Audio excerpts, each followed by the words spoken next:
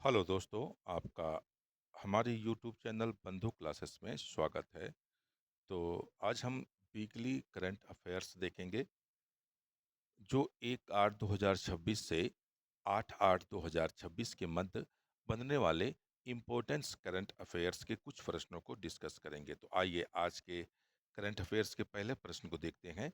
पहला प्रश्न है, हाल ही में गृह मंत्रालय ने 2026-2031 के लिए एसडीआरएफ या एनडीआरएफ के परिचालन निर्देशों के तहत अधिसूचित प्राकृतिक आपदाओं की सूची में निम्नलिखित में से किन दो आपदाओं को शामिल किया है। तो हाल ही में अभी एनडीआरएफ या हम कहें एसडीआरएफ के द्वारा 2026 और 2031 के लिए हीट वेव और आकाशीय बिजली को शामिल किया गया है। तो ये काफ़ी इम्पोर्टेंट क्वेश्चंस है, क्योंकि ये हीट वेव और आकाशीय बिजली, क्योंकि आजकल हम लोग जानते हैं दोस्तों, क्योंकि जो ग्लोबल वार्मिंग है या हम क्लाइमेट चेंज की बात करें, तो इनका सबसे ज़्यादा इफ़ेक्ट्स आपकी हीट वेव पर पड़ रहा है। क्योंकि अभी हाल ही फिलहाल में आपने देखा होगा, यूरोप में औसतन से ज़्यादा हीट वेव था, जिसके कारण वहाँ पर हज़ारों लोगों की क्या हुई थी, डेथ हो गई थी। तो आपका राइट आंसर क्या हो जाएगा?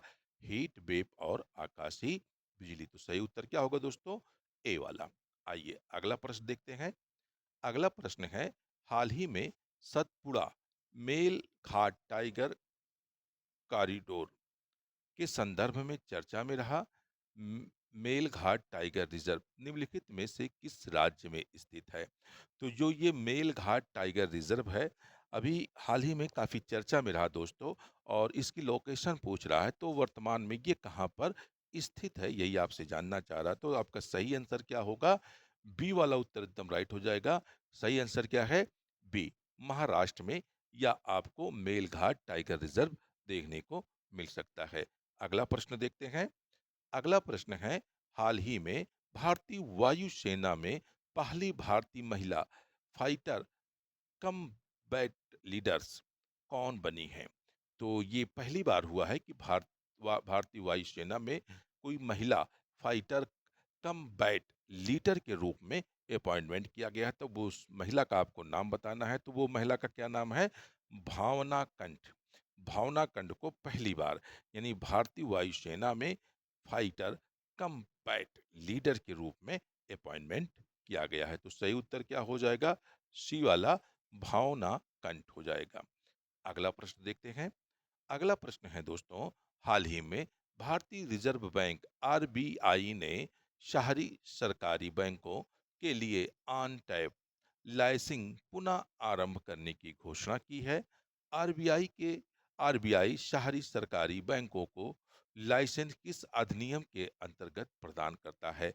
तो एक तरह से ये आपकी रिवाइज है, एक तरह से जी के क्वेश्चन है, क्योंकि अभी हाल ही में आरबीआई ने एक नई व्यवस्था पुनः आरंभ कर दी है, जिसे को हम लोग जानते हैं ऑन टैप लाइसेंसिंग पुनः आरंभ की है। और यह किस नियम के तहत इसको शुरू करने जा रहा है आरबीआई?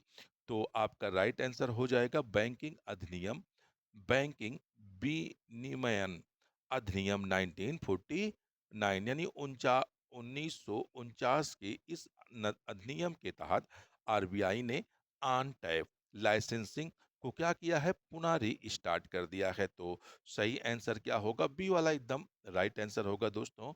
तो आज के लिए इतना ही, क्योंकि ये चार ऐसे कुछ इंपॉर्टेंट क्वेश्चंस है जो आपके आने वाले एग्जाम्स, पीसीएस या कोई अदर वनडे एग्जाम्स है, उसमें पूछे जाने की प्रबल संभावना है। तो दोस्तों, ऐसे कुछ अच्छे क्वेश्चनों के साथ हम पुनः उपस्थित होंगे नेक्स्ट वीडियो में। लेकिन दोस्तों, आपसे जाते वक्त एक जरूरी रिक्वेस्ट है, आप हमारा सपोर्ट करें, आप हमारे चैनल को सब्सक्राइब और वीडियो को लाइक और शेयर जरूर करें, क्योंकि आपका एक छोटा सा लाइक और एक सपोर्ट हमारे मनोबल को ऊंचा करता है। तो फिर मिलते हैं नेक्स्ट वीडियो में। जब तक के लिए धन्यवाद दोस्तों। जय हिंद।